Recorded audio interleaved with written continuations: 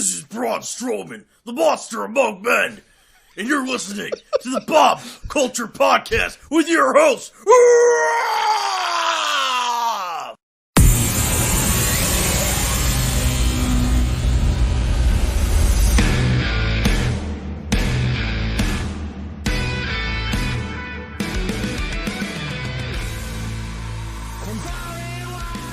All right, ladies and gentlemen, welcome back to a very special Survivor Series 2020 episode of the BCP. Right now, you are listening to a cover of Asuka's theme, The Future, by my good friends in It Lives It Breathes. Gentlemen, as always, thank you for letting me use your tunage. Check them out on iTunes, YouTube, Spotify, all that great stuff. And right now, I'm super excited to welcome this all-star stellar panel for, of course, our 2020 Survivor Series picks. First, welcome back to the show. He is lay editor-in-chief of thepoprake.com, hashtag dad instincts, hashtag you know why, Bill. Mr. Bill Bodkin, what's up, bro? How are you?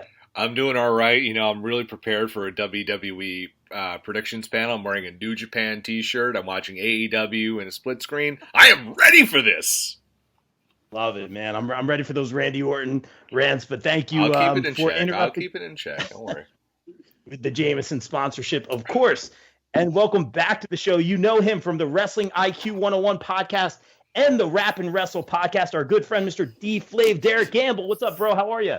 What's going on, man? Always great to be here. I never want to be on the show that Bill isn't on. I always have to be with Bill. He's hilarious, man. I love it. But thanks for having me, man. I'm always happy to be on this show, man. I'm stoked that you interviewed Elijah Burke, one of the most underrated people out there right now. Thanks, man. Yeah, man. I did that especially for you. I knew you would like it. Yeah, I know you do. No, we're on the same level.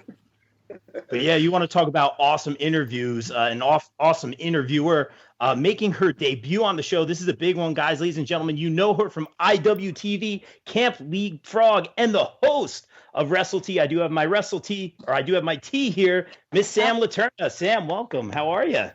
I'm doing well. Thank you so much for having me. I'm glad we were finally able to get this going, no work restrictions and whatnot. So I'm happy to be here. And I think Bill and I are going to be at odds tonight if we start talking about Randy Orton, because I am. Oh, I love it. So I'm like always in the minority with Randy Orton. So it's welcome to every day of my life. I love it. Well, thank you, Sam, for joining us. I'm very excited about this one. And as always, we start with ladies first here on the BCP. So let's talk about the Survivor Series match, or we should say the women's non-title match of Sasha Banks, the SmackDown Women's Champion, taking on Asuka, the Raw Women's Champion. Again, no NXT this time around. I do have opinions about that. I won't go down that road just yet. Derrick, let's go on. We have seen this match before, but Derrick, let's go with your thoughts on this one. We have seen this match before. We've seen it a good amount of times. Well, one thing we know for sure, we know it's going to be a good match. It's Asuka and it's Sasha Banks, two of the best women wrestlers that are out there today. My heart, this is a tough one. My heart wants to tell me that it's going to be Sasha because I feel like, I don't know. There's no like real story to this. And I feel like Asuka got the last one when she took the belt from Sasha. So I'm thinking they might give Sasha the win on this. But you know me, I always think for the future, and I got this whole scheme of how this is all going to play out. So in order for it to play out the way I think it's going to play out, Asuka would have to win. You know me, I think Asuka is the greatest women's wrestler in the world, in the history of women's wrestling, period. So I'm going to go with Asuka on this one. There's really no rhyme. There's no reason to it. I got to flip a coin on this one, and I think Asuka's walking away the victor on this one. Interesting. Sam, do you share the same thoughts as Derrick, or are you going to go the other way on this one? I actually tend to agree in this case. I'm a really big fan of Sasha Banks and her work, but just thinking of it from like a logical future thinking perspective, I think that Sasha Banks has two competitors kind of waiting in the rafters for her. You know, she has Carmella, Bayley, whereas Asuka hasn't really been doing very much of anything super relevant over the last couple of months. She's kind of been on the losing streak, other than, what was it, this past Raw, I believe she got a win. So I'm going to go with Asuka because I think that she needs the win. I don't think Sasha does. Wow. All right. Strong debut already. Bill, is it boss time? Well, you'll be happy to know that when I talked about the latest episode of The Mandalorian, Rob, who just blatantly disappeared when I started talking, that I did say it's boss time. Just for you. But you know what? As much as I did love her on The Mandalorian, I think she's great. She was great. If you guys didn't see it, go check it out. I agree with the panel here that it's going to be Asuka, and I think because we're going to get shenanigans, because I think Carmella is she's the next one up for Sasha, and I think she's going to end up costing her the match. So Asuka's been on she's been the MVP, I think, for WWE in 2020. Who knew just her yelling and dancing around and just acting a fool would be the greatest thing? And, well, I guess if you're an Asuka fan, you probably knew that already. So, yeah, this is going to be super rad. It's going to be a great match. And, I'm going to go with Asuka for sure. Wow, man. I for once, am going to be the odd man out. I mean, I guess story of my life. But I don't know. You did use your typical, you guys are swaying me on this one. I don't know. Yeah, there's too early for that. I'm going to say Sasha is ready for Asuka on this one. She's notoriously famous for getting the belt and then losing on the first title defense. We didn't see it happen this time. She's riding the momentum with the out of the ring stuff, the Mandalorian and all that kind of stuff. I'm going to say Asuka's not going to get hurt taking an L here. I think Sasha would be a little bit more hurt taking the L here. So I'm going to say Sasha is going to ride this hot streak a little bit longer. And just for you, Bill, I'm going to say it's boss time on this one. I did not say it enthusiastically like Michael Cole, by the way. Sorry, I'm sorry. Well, it doesn't count then. I know. All right, where are we going next with this one? Let's talk about the IC title match. Again, we see what they're doing here. They're taking the titles and, putting the mid-class titles against each other. We have Sami Zayn taking on Bobby Lashley. I'm just going to say right now, I think there may be some interference. This might be the match where, Bill's favorite Retribution chimes in, or obviously the Hurt Business may get involved with this one. Derrick, your thoughts on this one, man?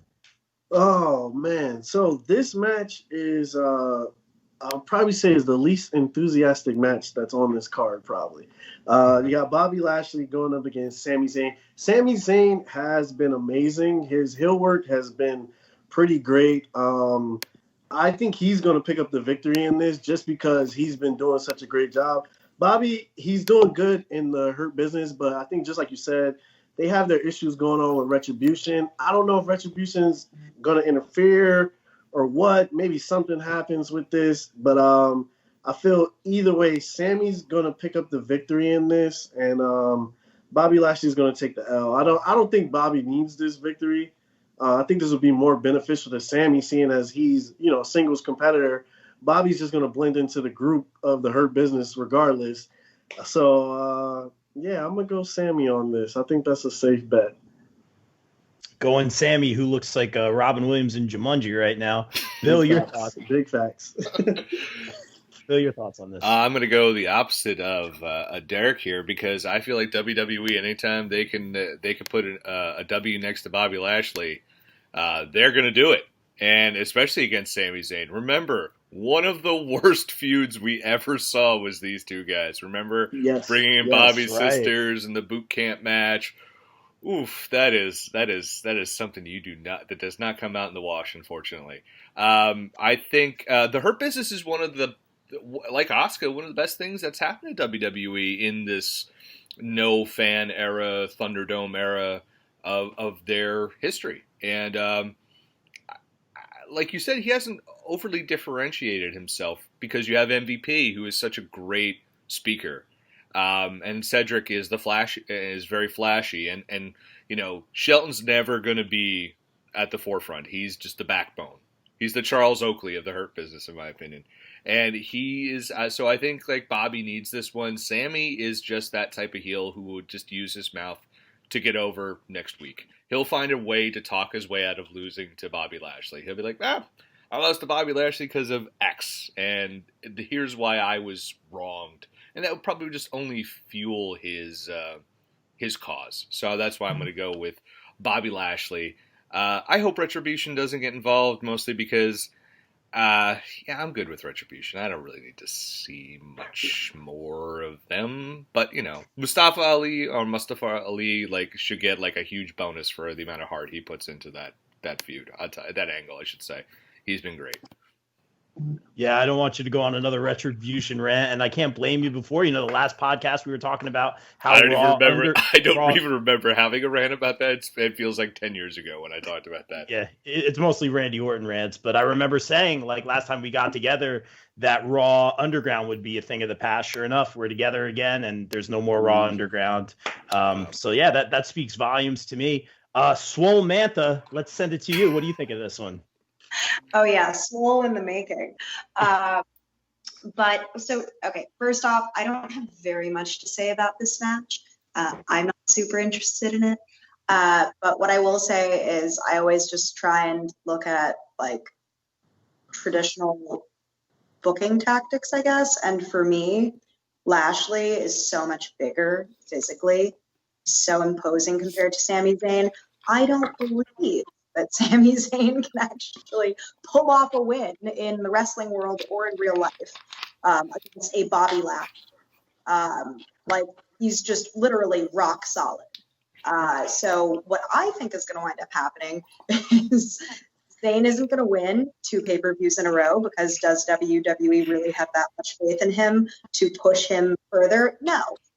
So this is just probably going to be a stepping stone for Lashley to maybe show more nuance in his character and whatever his role is with the Hurt Business. I would like to see him actually get out of his comfort zone and really just show who he is, and not hide behind the MVPs and the Shelton Benjamins, et cetera, just really showing like, I'm a powerhouse, but I've got something to say as well. Like, what more is there to Bobby Lashley? He's so vanilla. I need more. That's always how I felt about him, even since I was a kid watching. So hopefully this will be that moment for him. They actually did a side-by-side picture of Bobby Lashley when he won his first title, and to today. He hasn't aged at all. He looks, even facially, he looks, not even a wrinkle. And I'm just like, Jesus, dude, what are you eating besides everything to get that big? And that looks like it. A lot of moisturizing, a lot of toner, a lot of exfoliation. I backstage at a show once, and I told him that I trained with Lance Storm, so he gave me. Hold on. Wait, what? That should be a whole podcast right there about Lance Storm. When I was wrestling, I trained with Lance Storm for some time. And as a result of training with Lance, there's just tons of stories that come out. And he's a really big fan of Lashley's on a personal level. So when I saw Lashley at a show, I was like, hey, it's really nice to meet you. I trained with Lance, and he automatically gave me a really big hug. And I just remember thinking what Lance said, which is literally, this man is built like a rock. And I felt him, and whoa, there's so much going on here. Like, what are you eating? A cow a day? Oh my gosh. But I digress. No, I love it. You're coming back. I mean, I'm just I have so many Lance Storm questions I want to ask. This is another podcast. Yeah, Sam, we're booking you for another one. I apologize in advance, but that's awesome. That's really cool. And I do agree with your assessment of Bobby Lashley. What's going to make us root for him? What's going to make us hate him? What's that next layer he's going to take it to besides being this dominant force in the ring? That's a great assessment. If I do have to pick a winner on this one, I would go Bobby Lashley. But I think this is the match where it's a no contest. This is where Retribution runs in. This is where the Hurt Business gets involved, or all of the above, and it just turns into a big no contest. That's where I'm going with this one. But I will say this real quick about Bobby Lashley personality-wise. Latter day, his end run in TNA, right before he went back to WWE, there was definitely flashes of a Lashley personality, him being sarcastic, him being intense, him being even a little funny, but naturally. He wasn't putting out one-liners, and it's a shame we never saw that built upon, because he went to WWE right after, and it was almost like a hard reset on that. Yeah, man. No, I agree with that, and I do want to get to this one, guys. We'll keep it moving here. This is the match I may be most excited for on the card: the New Day taking on Street Profits. who I've been following since, they came to Asbury with NXT many years ago. So, they bring the swag like no one can, but will they be able to stop or defeat the New Day? We'll throw it to Bill first because he loves my jokes. Oh man, this is one of the hardest matches to call, and I gotta say, I'm very excited for this match. I think this is going to be a passing of the torch match. I think the New Day is untouchable. The New Day, I think, undeniably one of the top 10 tag teams in WWE history. From this, when they started as WWF till present, top 10 tag team in my opinion, if not top 5. And I think them losing to the Street Profits means nothing to them, but everything to the Street Profits, who WWE seems to have a really big investment in. Montez Ford is a star. To me, he's the future. Dawkins is cool and all, no disrespect to him, but Montez Ford to me is a WWE heavyweight champion in the future. He is just so charismatic, so talented. He's money. So I think the right move here is for New Day to put over the Street Profits. This is going to be really fun. This is going to be a lot of jokes and a lot of laughs. Then it's going to get real serious and real athletic, and it's going to be awesome. Can't wait. This is, like you said, Rob, this is my match of the night. Yeah, I think it definitely is going to be a show stealer here. And Bill, I remember having a conversation with you 4 or 5 years ago after seeing them at NXT and being like, this dude, Montez Ford, he came out and he really just had that charisma. He had the crowd at this house show, man. And I'm so glad to see, them getting all the success that they deserve. So I'll copy and paste your answer here. I'm going to say that the Street Profits take this one with a very meaningful win over Kofi and Xavier Woods. Sam, do you think Street Profits are going to win as well? I think that they should win, but correct me if I'm wrong, because I do not watch Raw and SmackDown every single week, but the New Day recently split up, right? Big E's on the other show, yeah.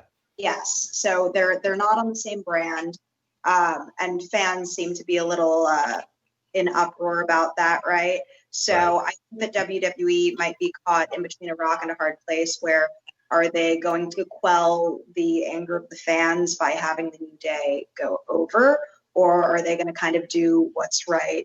I think, the next logical step to further the tag division and really make stars, which is what we need in WWE in general, but in the tag division because tag team wrestling just isn't being focused on right now. So I would love to see the Street Profits win. I think that there's a bright future ahead as well for Montez Ford. I've thought, sorry, my throat got dry. I've thought so since I saw him debut on NXT as well. I haven't gotten a chance to see him live like you. That's pretty cool to be able to chart someone's progress from years and years back. But yeah, I'm excited to see what happens. I think there's a chance that maybe, someone comes out and interrupts, but no, probably not. That's interesting. And Sam, I see you look at a lot of these. You work a lot behind the scenes with Camp Leapfrog. We'll get a little shameless promo at the end, but I can tell you're looking at this from a booking perspective, a lot of behind the curtain perspective. I like it. Derrick, I love it. Yeah, no, we'll get that shameless promo in. I'm a fan that you guys are doing some great stuff with Chris and all them. But Derrick, what are your thoughts on this one? I think that was I like the way Sam put that. That was a pretty good thoughts going into that. New Day, I think New Day, they're going to pick up the victory in this one. New Day, this is definitely the big brothers versus the little brothers for sure. I think that's what this is going to come down to. And I think kind of going off of what Bill said as well, there's ways that the Street Profits can still be put over and lose this match. So I think this is just going to be an amazing match that they just knock it out of the park. And it ends with, them guys shaking hands in the middle of the ring. They gave the New Day a great match, who has been the epitome of what a tag team should be for the past 5 years. And they give them a great match. They don't pick up the victory because they're not there yet, but it still put them over and it solidifies them as, hey, they're a legit tag team. it's just like the New Day. You think about it, you look at their formula, they give you jokes all day, but when it's time to perform in the middle of the ring, they do it. I think that's what's going to happen, and I see it being a great clean-cut match, and the New Day pulls this one out. You see what we did on all of these matches. At least one of us brought up someone interfering in these matches. The point of Survivor Series is that you put your egos aside for one night so that your brand could win. So I'm hoping that there's no interference in any of these matches. And Rob, you know I like to give Derrick facts, so I'm going to give this one to Bill. Bill said Bobby Lashley still looks the same. Kofi Kingston still looks the same. R-Truth still looks the same, and that's because black does not crack, Bill. It does not crack. I mean, so that's listen, a fact for you right there. I'll take those facts, man. I'll take those facts. And Xavier Woods. Xavier Woods? Well, he looks different, mostly because, I mean, when he was Consequences Creed, he did not have that facial hair. But, yeah. Hey, man. Definitely. I can't argue Look at facts me, here. man. I'm 53. You didn't even know that, did you? I mean, legit, I honestly thought you were 65. But, you know, I thought you collecting some Social Security there. Don't worry. I wish, man. One day. Oh. You're as young as you feel. We're not going to get into politics on this one. Hashtag Derrick facts. I love it, man. And something you brought up, I love every time this year we have this show, and I always go on and on. I hate like how they jump the other shows and they have this rah-rah mentality and all the storylines go right out the window. I'm glad they didn't do that this year. Like, well, no one I mean, I'm glad they didn't do that this year because of, COVID. I was going that way as well. But that being said, to go the other way, I would have loved to see NXT more represented in this. But there's other things going on in the world, and I digress. I don't want to get all. But I'll tell you what, they did my least favorite thing they've been doing for 20 goddamn years. It's like, hey, we're going to replace people at the last second, or the 5 minutes before the show, we're going to announce this person is on the team. I hate that. It's just like do it every couple years. Like, don't do it every year. We've been doing this for 20 years, the same damn thing. It's like, stop it. Like, I understand injuries happen. You literally could say, hey, that person's hurt. We're going to replace them. Fine. But it's like always someone loses a match and loses their spot after they've been announced for 5 weeks. It's just like, stop. You're not wrong, man. And for once. Yeah, obviously we'll see what happens on SmackDown Friday night. So Derrick, I'll throw this to you first because you're like me, man. You always do this process of elimination. Here's the problem, though. Like Bill just brought up, we don't have all the competitors listed. Obviously injuries have come into play in some of this, but we're talking about the Women's Survivor Series Classic matchup. We have Nia Jax, Shayna Baszler, Lacey Evans, Peyton Royce, and Lana taking on Bianca Belair, Ruby Riott, Liv Morgan, and I believe 2 TBD, which I would imagine would be maybe a Billie Kay, is Natalya on? It's Natalya, Carmella, Billie Kay. Oh, is that confirmed? No. I mean, those. That's who's left, I believe. I don't know if anyone else. So real quick, so Nia, Shayna, Lacey, Peyton, and Lana taking on Bianca, essentially the Riot Squad, and 2 TBD. Derrick, do you think Team Raw wins here, or do you think Team SmackDown wins here? Oh, well, yeah. Like how I like to do process of elimination. But I think WWE kind of took the thought of the process of elimination out of this. I think it's pretty interesting that Royce was added to this match because I think now we get to see Royce take on Billie Kay when they add her to Team SmackDown, which would be perfect. The old teammates that used to be together, which the means best it's friends. not going to happen. Yeah, it'd be great if it did though. I hope it does. But because Royce was a last minute addition anyway with injuries to Mandy Rose, and then they took out Dana Brooke for whatever reason too, but she wasn't injured. But anyway, I digress right there. But I think for me looking at it, I would hope everyone else sees it this way. This whole match is the story of Lana. This is what this whole match is about. She went through like 8 announce tables. There's no way Lana goes through 8 announce tables and she doesn't end up standing victorious at the end of this match for Team Raw. She gets the victory for Team Raw. She shows Nia. She shows Shayna all this crap they've been talking about her and putting her through tables. she finally pulls it out, or WWE just uses this as another way to get back at Rusev for leaving, and she loses, and they put her through another table. But I'm going team. Oh, I think that's it. I think she's going through a table like first 5 minutes of the match. I think Nia Jax is 100% putting her through a table. There's going to be some sort of and hopefully she doesn't kill her when she does it. Well, she could. That's a good idea. I like that. She can go through the table at the end of the match, and at the beginning of the match, and at the end of the match, she pops up and wins it for the team. Yeah. There you go. So yeah, I like that. That's teamwork. Makes the dream work right there. But I'm going Team Raw on this. I mean, I don't even see anyone they could add to Team SmackDown that would make me think like, oh, this would be such a great team that they would win. Where's Charlotte? So, I mean, yeah, but no. Yeah, I could see it though. But, no, I legit don't know what brand she's on. Oh well, I mean, she could be on SmackDown.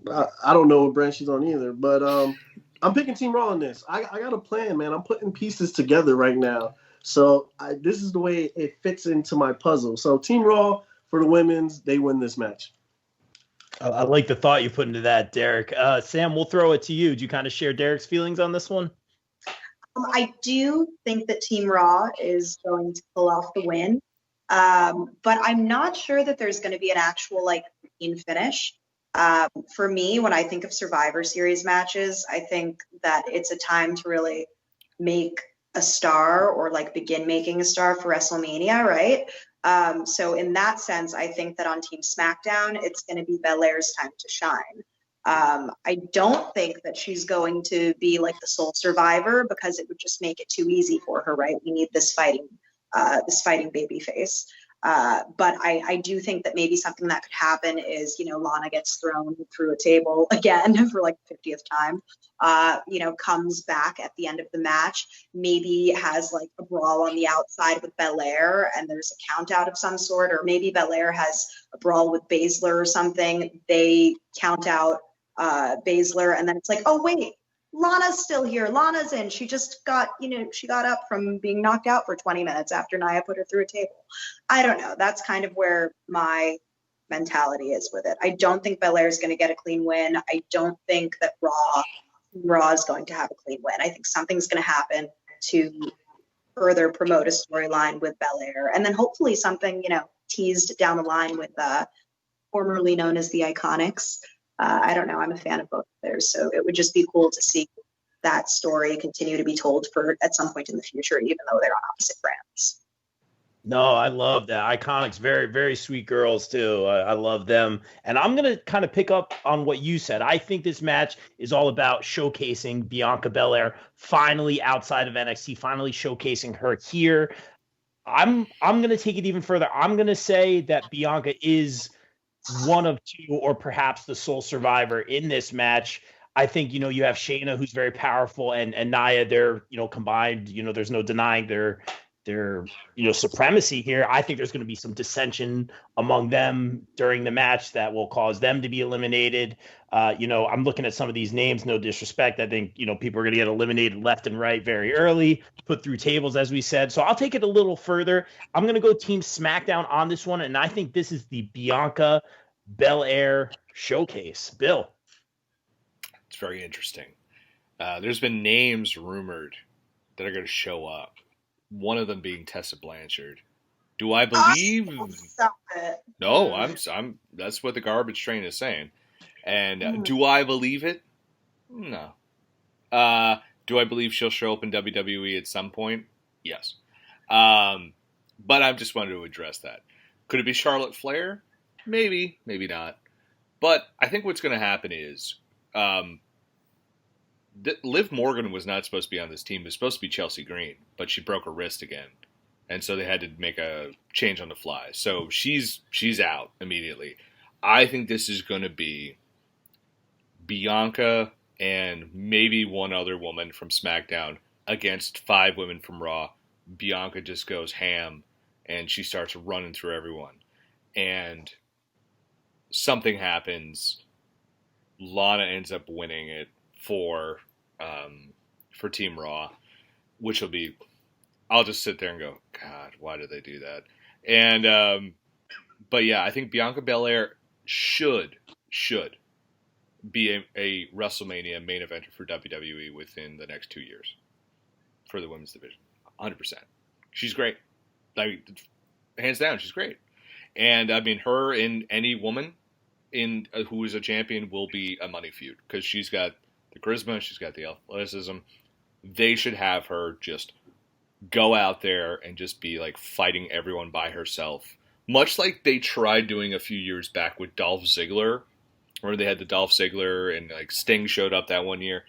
That was what should have happened and capitalized on him, but they never did. But I could see that definitely happening with Bianca, but Team Raw for me. Yeah, and like you said, even though I don't ever like picking anything with Nia Jackson, but I think they're going to win. Yeah, we don't want anyone else to get annihilated, as we've been seeing lately. But I digress. It's a and you talk about list. I had to get it in there. But we talk about maybe some sort of interference, in a lot of these matches. Let's talk about the low-key MVP here on Monday Night Raw, besides literally MVP. Alexa Bliss has been killing it in her role. Great. As the Fiend's, number 2. I could see her popping up or the lights going off or something like. You don't think this is the spot for it? She's been pretty divorced from anything with unless because Nikki Cross is on Raw. She's not on Team Raw. If Nikki Cross was in that match, I'd be like 100%. Yeah. But since Nikki's not there, I think we'll see Alexa at some point. But it's also weird the Fiend isn't on this show. But I was going with it. Yep. No, I don't think Alexa shows up, in my personal opinion. But that's what's cool about them. They can kind of pop in anywhere. So hopefully, the Fiend isn't hot and cold like we've seen in recent months. Hopefully they ride this momentum because she's been fantastic in that role, as we knew she would. Bill, I'm also disappointed because you usually bring up, Ronda's coming back. I didn't. I saw that theory too of like 2 of the women on SmackDown. It's going to be Jessamyn Duke and Marina Shafir, and then Ronda comes back, and I'm like, wasting our time with these ladies. Yeah, it's like it's not at this point. I'm just like, whatever. It's not going to happen. Like, yeah, they said it was going to be like someone put out there is like the Marina and Jessamyn are on SmackDown's team, and then Shayna turns on the Raw team, and then eventually Ronda comes back. I'm just done with it. I'm done with it. I don't care. That's just like way too many women's storylines if that ends up happening, and I just feel like they're never. It's like they were on Raw Underground. They beat the shit out of everyone, and then it was like, you guys can go away. One thing I will say, though, I think it would be cool if, let's say, Lana pulls off the win and she's celebrating, she's super ecstatic, and then Bliss comes out and a bunch of, terrorizing of Lana continues, essentially, right? But I don't think that's going to happen. But in a perfect world, it would be entertaining to see Bliss terrorize Lana for a couple of weeks. I like that. I like that. If they really wanted to be, if they wanted to be smart, they would hit her with like a video game system. Just think like what is it? Randy Orton and Undertaker WrestleMania feud, where Taker kept like showing up when Orton was backstage with his dad, and Orton was like psychologically worn down by this. Could be something similar. She's been through enough, guys. She's been through 10 tables. Now you want to torment her with Alexa Bliss and the Fiend. She went through a divorce this year. It's been rough. Boy. She had to deal with Liv Morgan. It's been a bad 2020 for Lana.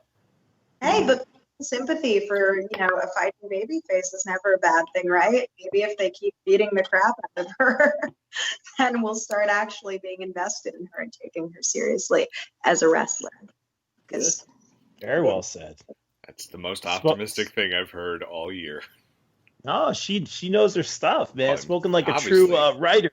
I love it. Anyone trained by Lance Storm is way more qualified than me to talk about wrestling. I'll tell you that. I can't wait for that episode. That's amazing.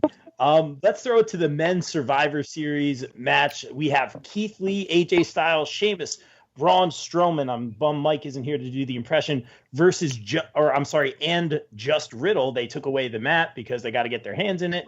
Versus Kevin Owens, Jey Uso, who's been making really the most of his singles run. King Corbin, who I haven't really seen much of. Seth Rollins. Was that Bill? Seth Rollins and TBD. I'm gonna go ahead and say the TBD is gonna be Mysterio. That's where my guess would go on that one.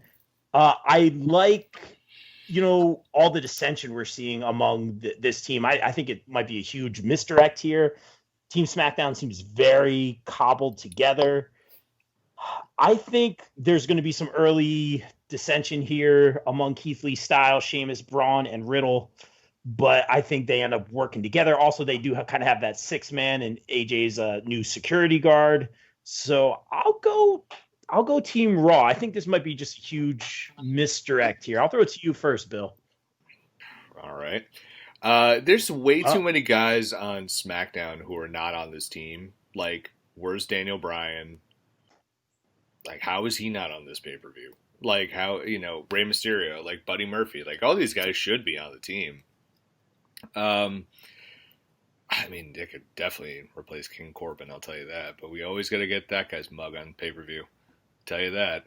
I'm going to go SmackDown because if we're going Raw for the women, I mean, I think we got to go SmackDown for the men. I mean, SmackDown has been producing really great television. I have to say that's one of Raw's best teams. That's a juggernaut of a team. But, their dissension will lead to their downfall.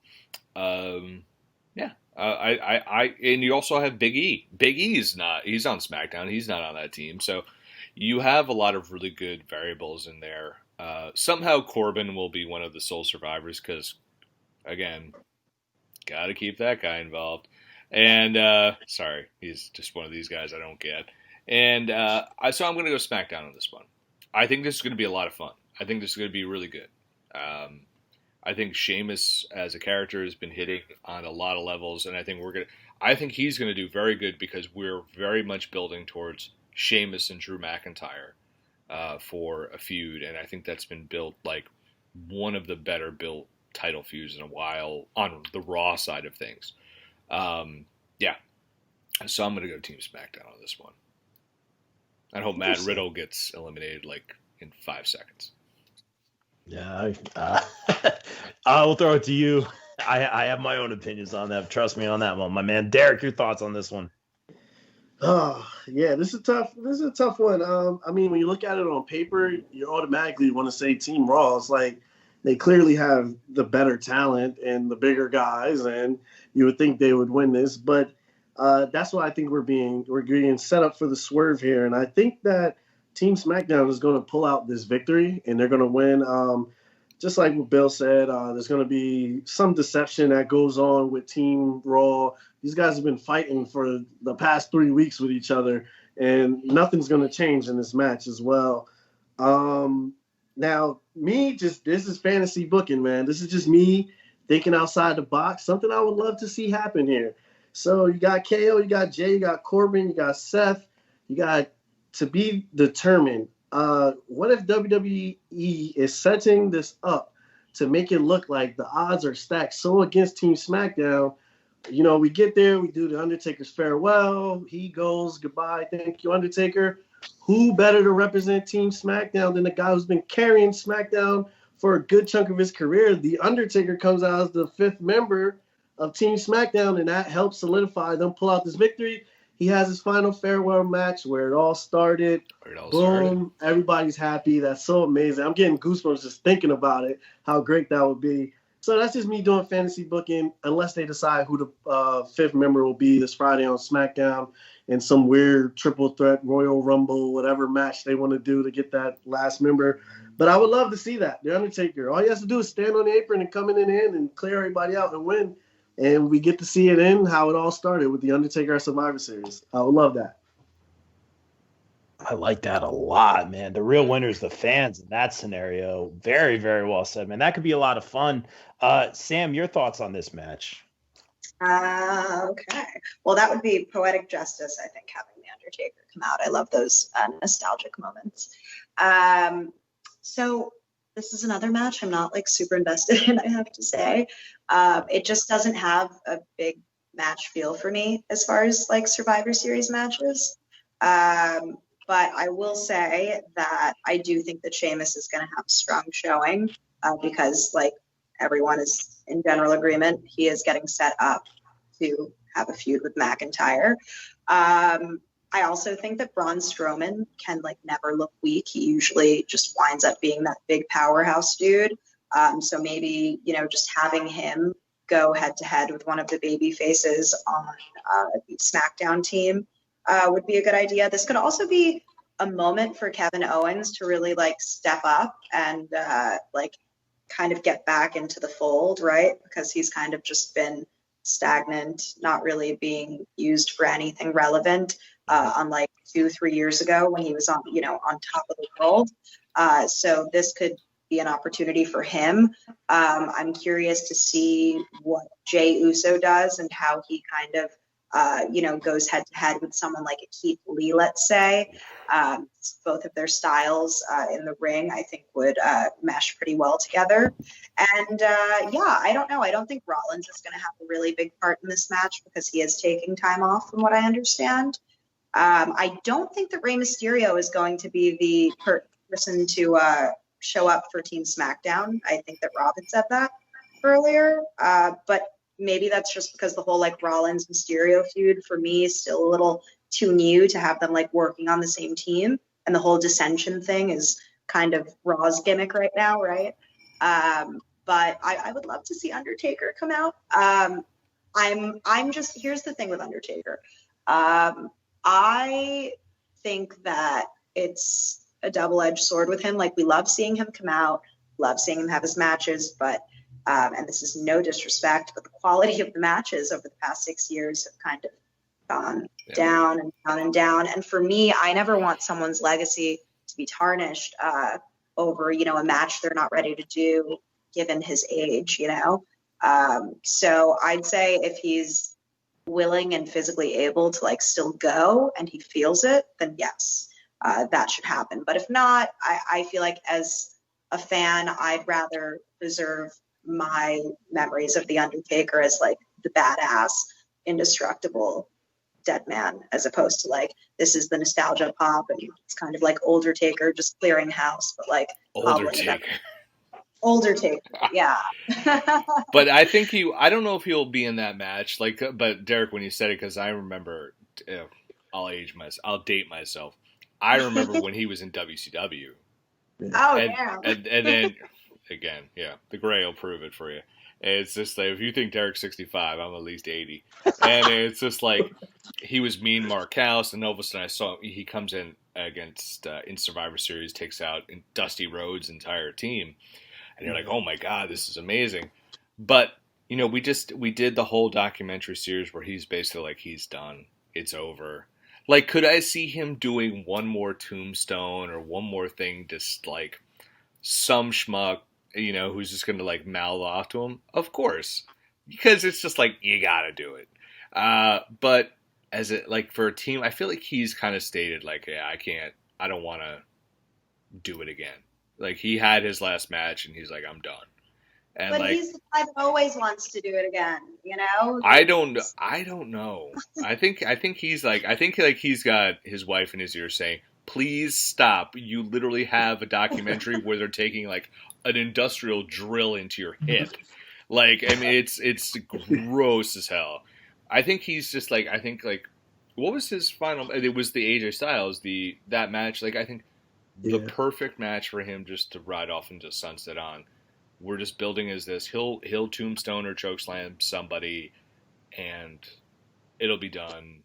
And I think that'll be the perfect way to end him. It's not the last time we're going to see him. He's going to go into Hall of Fame next year, probably. So, like, just him, I think. But, like, yeah. Just him. Well, that's what everyone said. It should literally, because he carried that company during the worst times. Nice. And it's just like, why not just have it just be him? It'd be, like, the most special one, because it's just like, here's one guy, you know, and just have multiple people induct him. That would be super cool. Like Shawn Michaels and Kane and Steve Austin and The Rock and Mick Foley, just all like putting him over and talking about him. Then he finally gives his, hey, talk as long as you like type speech. And then if it's in front of a live crowd, hopefully no one jumps in and has to punch him in that guy in the face like Bret Hart from a few years ago. Now, Oh, what about this? It kind of got You're me like, thinking. and because it's Rob's podcast, you're like, Kane is going to come in and he's going to be the guy. Can you I was imagine? going to say that. Go ahead.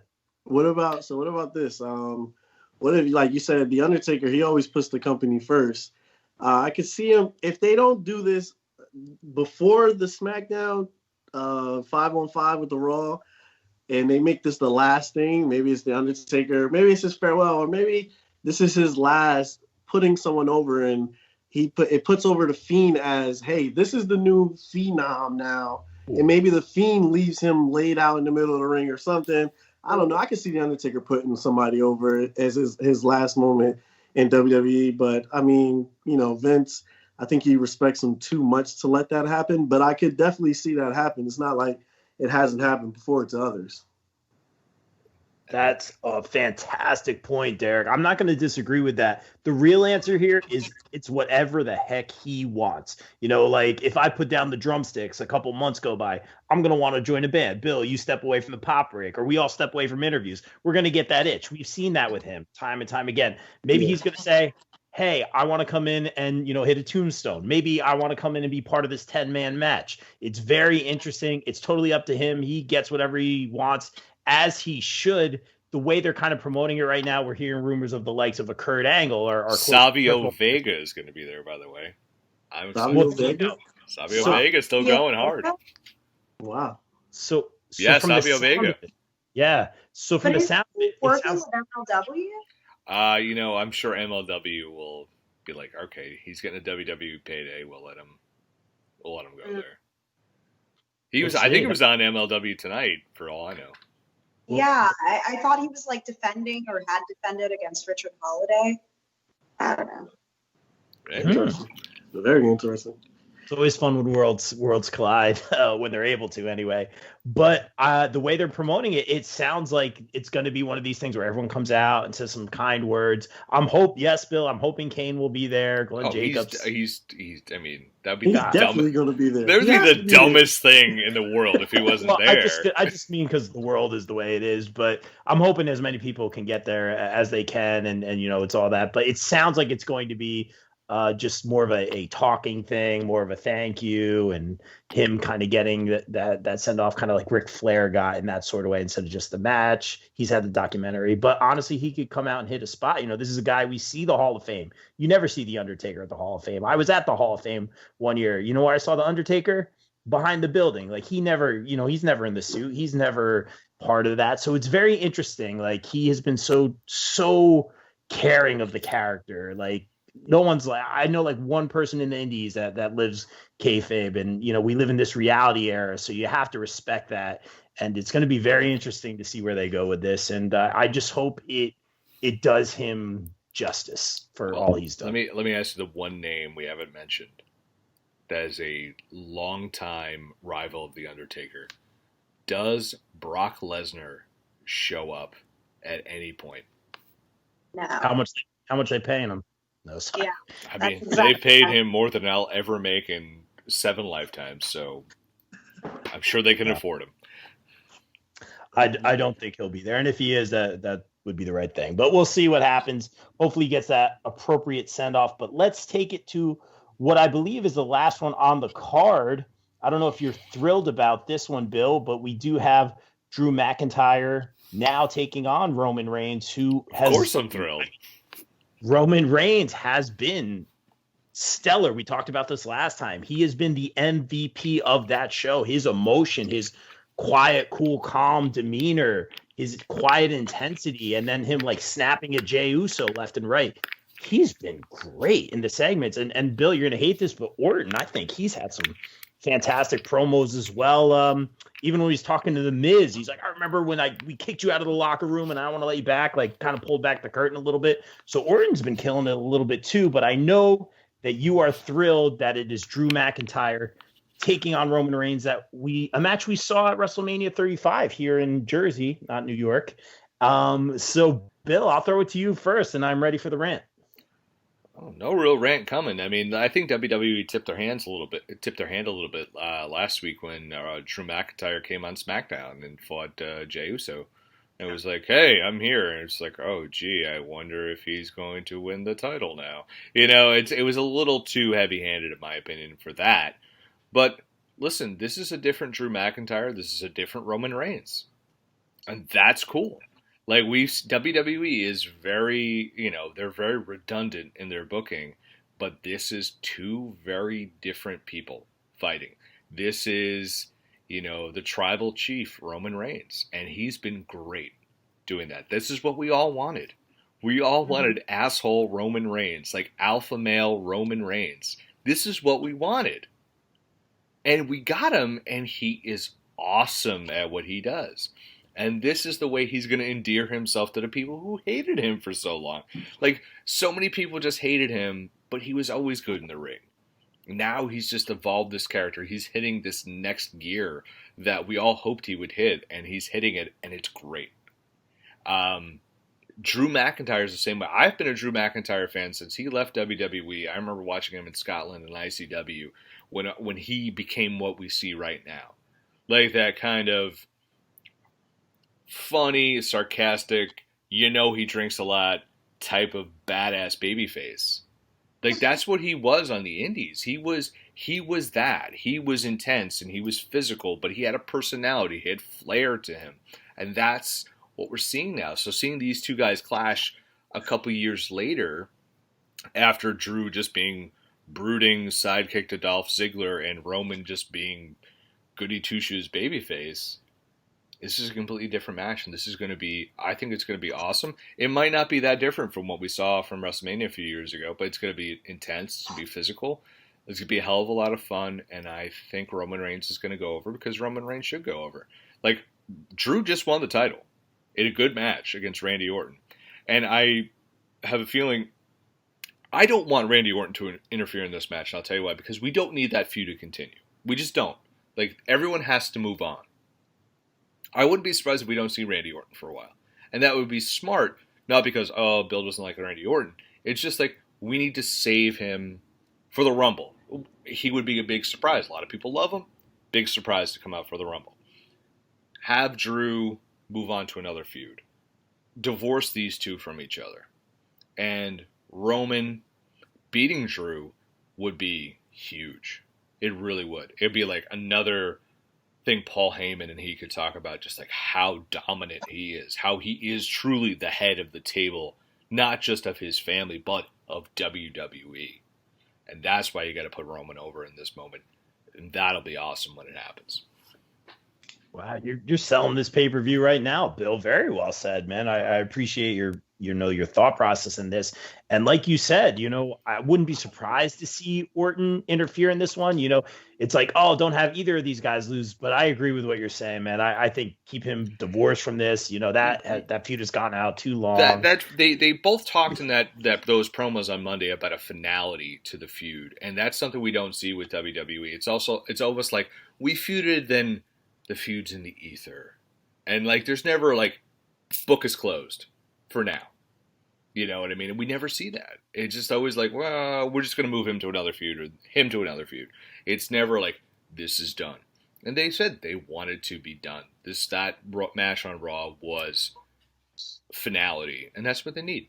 And I think that's you got to stick to that, because I think if Orton comes out, we got another McIntyre Orton feud. Everyone's gonna be like, I just don't care. Absolutely, yeah. Orton can put it back in cruise control, as you say, Bill.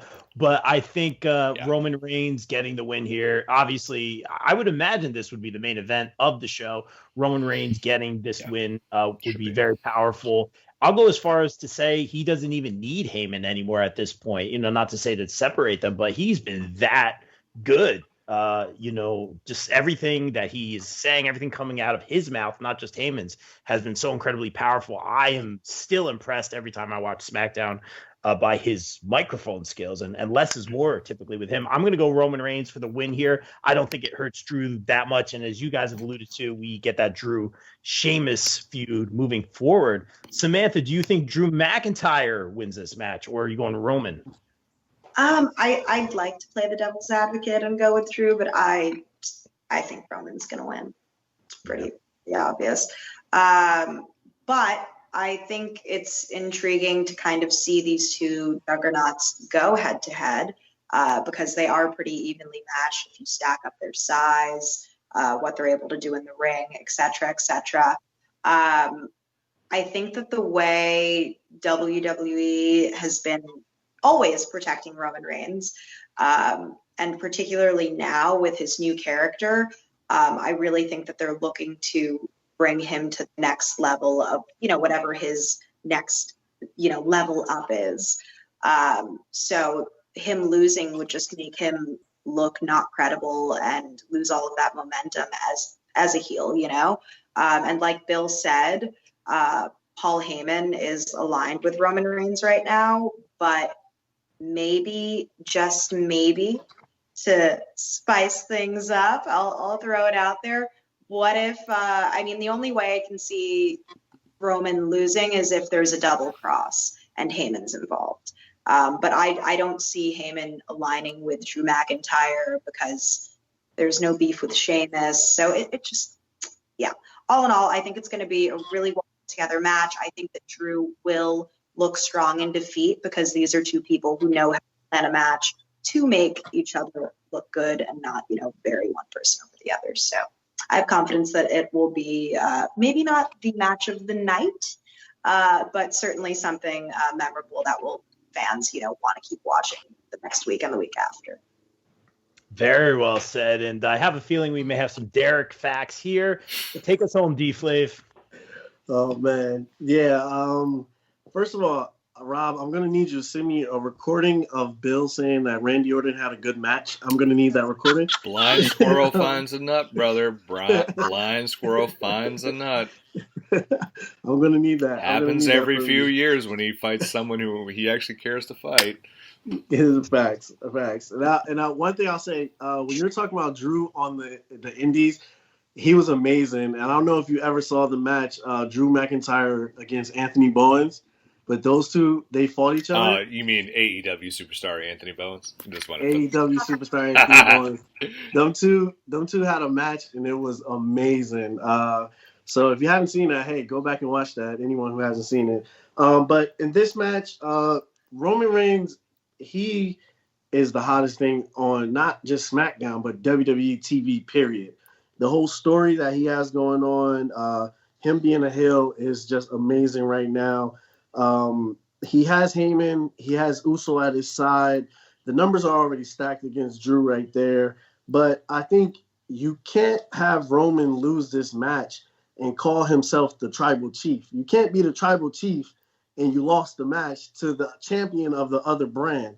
That doesn't make sense to me. So it's like, is he just the tribal chief of SmackDown? Like, no.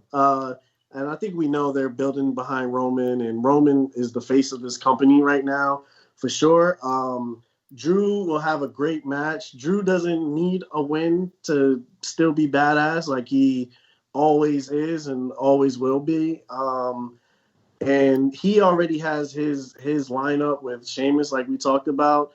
And yeah, I think it's pretty clear cut and dry. You guys said it. And that entrance on Raw was pretty awesome, by the way, from Drew McIntyre. I love that. That was like the best Raw entrance ever. And as yeah, an owner of a kilt, I can tell you I appreciated that very much. Yeah, Roman wins. And I also need, along with that recording, I need a picture of Bill in that kilt to go along with that recording. Bro, you don't need to see that. Very few. Many people have seen it, and it's not a great look. But yeah, I mean, the only other thing I could see here, like shenanigans wise, is maybe Sheamus inadvertently costs Roman Drew the match. Yeah, but yeah, I don't think I want to see. I don't think I really want to see that. I think we want to see. You want to see Roman come out there and kick some ass. True. Absolutely. Very, very well said, guys. Well, as always, you knocked it out of the park. You guys got me a little bit more hyped for this pay-per-view than I was originally, so thank you for that.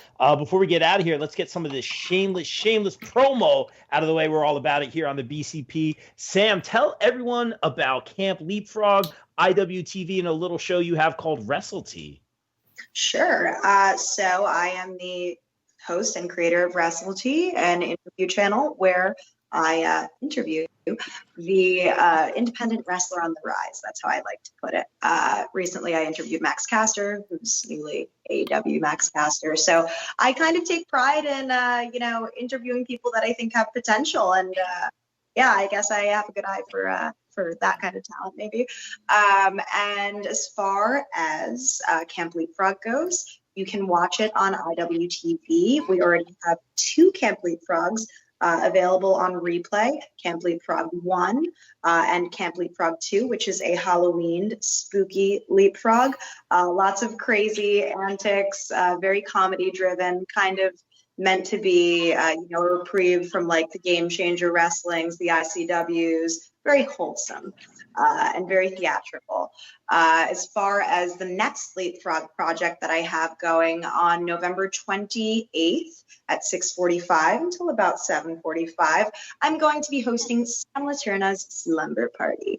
And it's going to be a slumber party. It's going to have some wrestling involved. There might be an announcement or two at the end for an exciting project that we are hoping that we can do if the world does not shut down again. Just expect the usual funny antics and me putting the male wrestlers in awkward positions, doing very early things at this slumber party. Let's just say that. And that is available actually not on IWTV, but on IWTV's Facebook page. So it is a free show that hopefully will entice more people to subscribe to IWTV and to watch Camp Leapfrog. And as far as my role with IWTV goes, keep an eye out. We are going to have some fun content coming out over the next couple of months. There's a lot of really cool things coming down the line in general with IWTV. So I encourage any independent wrestling fan or even casual wrestling fan who maybe watches WWE or AEW and you're realizing that all these cool kids came from the indies, come check out IWTV because that's where it all starts. As a subscriber myself, I can tell you one of my favorite streaming services. The amount of content on there is amazing from around the world. I love watching. I'm a big British wrestling fan. Riptide's on there, which is great. Riptide's awesome. Riptide's great. You got Black Label Pro. You got GCW. You got AIW. So many great things. It's a very cheap monthly rate. Such a good live streams all the time. So definitely check this out. As someone who doesn't work for them, but someone who literally pays a monthly fee for it, it is absolutely one of the best wrestling streaming services I've ever had. Thank you so much. I wouldn't have put that over if I didn't believe it. That's awesome. And, with promo codes and stuff, sometimes you can get it for free $99, our favorite price, but definitely subscribe, guys, because there's some really great stuff on there. We have Synergy coming up Black Friday, the female GSI, BCP will be a small part of that coming up announced soon. And Sam, before we get out of here, also your social media handles real quick. Where can everyone follow you? Yes. So you can subscribe to me on YouTube via Wrestle T by Sam Laterna. And then as far as Twitter and Instagram go, my handles are the same, at Sam Laterna. I always spell my last name because it can be a little bit hairy there for those who don't speak Spanish. So Sam, no spaces, Laterna, Leterna. Give me a follow. I follow back. Love it. Bill, tell everyone about a little something you have called the popbreak.com. Oh, so many plugs. Hold on. Let me take a deep breath real quick. All right. So follow me on Twitter at BodkinWrites, WRITES. I always do that with my fingers to spell it out for some reason because I don't know. I have a kid, so I have to do that. So basically it's mostly wrestling stuff or retweeting stuff from thepopbreak.com. And if you're wondering, yes, I did name it after Point Break, the greatest movie of all time. The original, not the remake.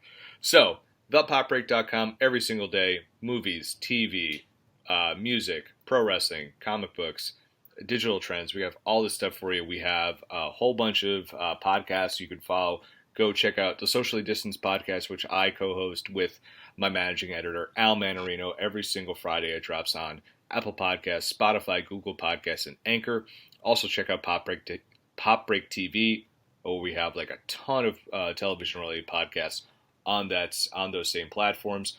at popbreak.com, all spelled out on Twitter, /popbreak.com, all spelled out on Facebook, at the Pop Break on Instagram. Of course, we have the Breakcast where we talk about wrestling and all sorts of other stuff, which is you can find on Apple Podcasts and Spotify. Love it, man. Yeah, love the Pop Break. We got some exciting stuff coming up on there in the coming weeks. And Derrick, man, D-Flav, you've been killing it, bro. Recently, you've had the likes of Holodead, Elijah Burke. Tell everyone about RapnWrestle, Wrestling IQ 101. You can get the shirt, by the way, on TeePublic right now. Shameless promo. D-Flav, what do you got?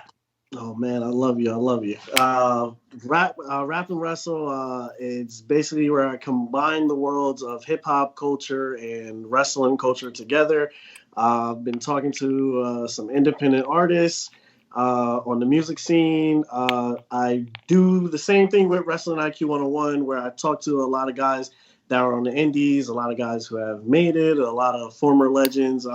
So I kind of wanted to use this platform with RapnWrestle to just give a voice to those talents and music that nobody would really know about. So I want to help those guys get their story out. The same thing with wrestlers as well. I'm just combining both of the worlds together. And you find out that a lot of guys who like hip hop or wrestling like vice versa, like the other one as well. But anyway, at RapnWrestle on iTunes, on YouTube, on Instagram, Facebook, Twitter. Same thing for Wrestling IQ 101. Me and my partner, Andrew Pace, we talk to a lot of anybody in wrestling, whether ring announcers, wrestlers, a lot of old-time greats that we've had on there, Sonny Kiss, Al Snow. We've got an episode of Mick Foley on there somewhere, Scott Steiner, whole bunch of great guys we've talked to. Just want to drop some names and, show I'm one of the big dogs like you. But, definitely check it out at Wrestling IQ 101 on same thing, Instagram, Facebook, Twitter, on iTunes, on YouTube, and, subscribe. Check us out, man. Love it. And it wouldn't be an episode of the BCP without a couple name drops. So thank you for taking care of that, Derrick. We love it, man. And guys, thank you so much for a few minutes of your time. Continued success to all you guys moving forward. And like we always say here on the BCP, everyone stay safe, stay positive, take care of each other. We out. Peace.